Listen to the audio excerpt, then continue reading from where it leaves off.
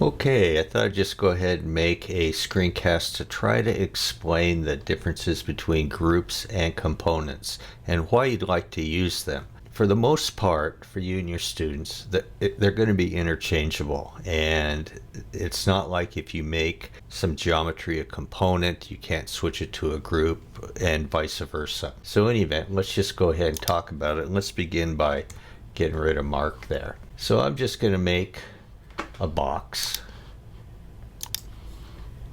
and I'll use my push pull it up, and then I'm going to triple click on this, and I'm going to copy it, and I'm going to paste one there.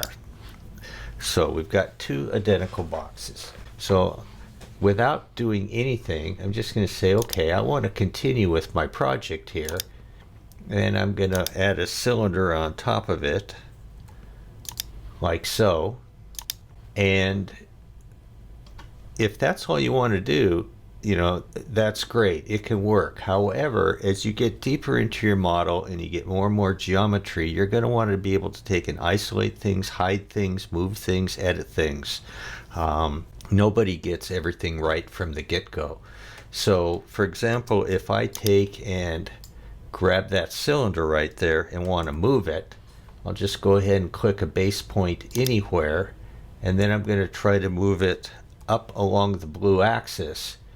You see, the cylinder's stuck to the top of the box.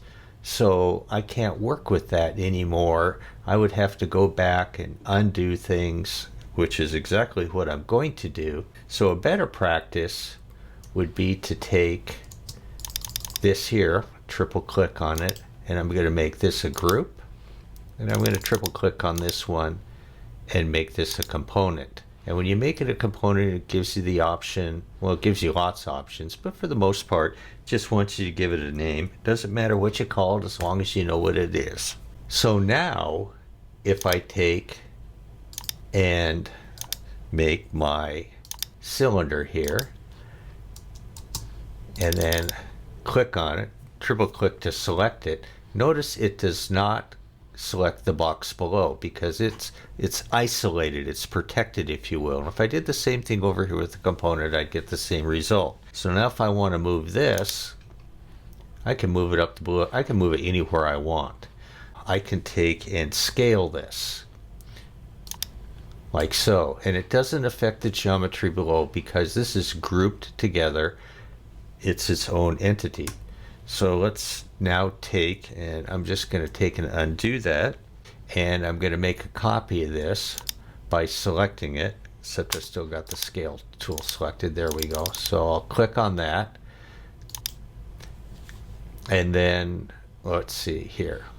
Go ahead and make it a group, and then I'm going to move it from here along the red axis, tap my Option key or Alt key, and just put it right over there. And now this one here, I'm going to take and make a component. So I'll just call it a can because it kind of looks like a pop can. So now that that's the case, essentially I can take this or any of these individual elements and work with them, scale them, edit them, and things are going to work much better and you're going to be a lot happier. So why would you want to make anything a component? Well, here's why. Components have some advantages. So I can take and bring out a second can just that easy by opening my components window and working with it. Now, if I take this group over here, double click on it, and then triple click on it so that I select all the geometry so I can edit it.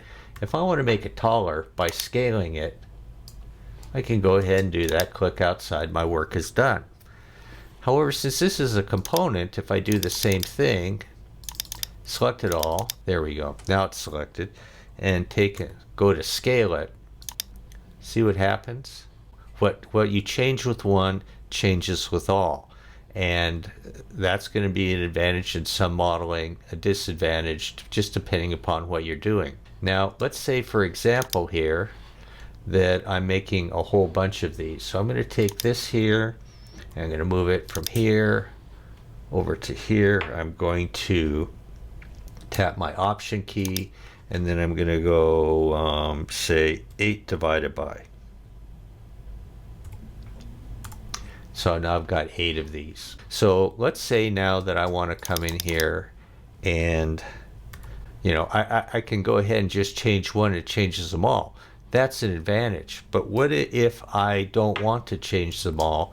I can take this one right here, right click, and make it unique. That way, and it, by the way, over here in your components dialog box, it names it can number 1, although you can take and rename that if you want. If I take and open up this component here, notice how this one's grayed out, and if I want to scale this, I can scale it any way I want, and it doesn't affect the others. So that's one way that you can work around that. Now, what if we go back to this lonely one over here that's a group? Well, if I want to make it a component, I can just do that. I can change it from a group to a component anytime I want. So now I'll call this can number 2. Can number 2 now shows up over here in our components window. I can go ahead and just drag one out if I want, and if I want to completely reverse the process, I can take and explode it, and it is now just the individual parts that we started with originally. So that's just kind of a quick overview of components versus groups.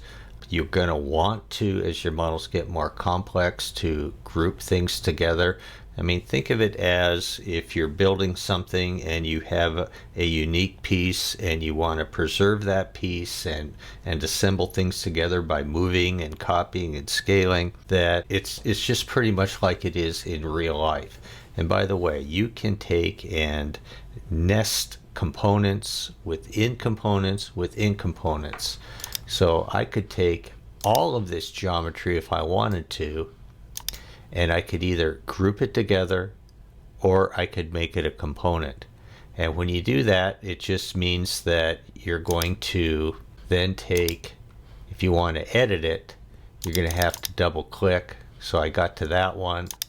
I can come to this one, but if I want to edit this one, I need to double click on it again, or instead of double clicking, you can right click and choose to edit the component and then do whatever you want to with it, like so, and then just click outside, or you can right click and close the component.